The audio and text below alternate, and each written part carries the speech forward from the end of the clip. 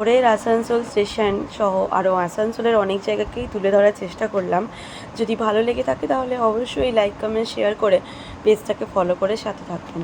যারা যারা আমার ভিডিও রেগুলার দেখেন তারা অবশ্যই পুরো ভিডিওটাকে দেখবেন স্কিপ না করে, এবং অবশ্যই কমেন্ট করে জানাবেন আসানসোলের কোন কোন জায়গাকে আমি এই ভিডিওর মধ্যে তুলে ধরেছি এই বৃষ্টির ওয়েদারে।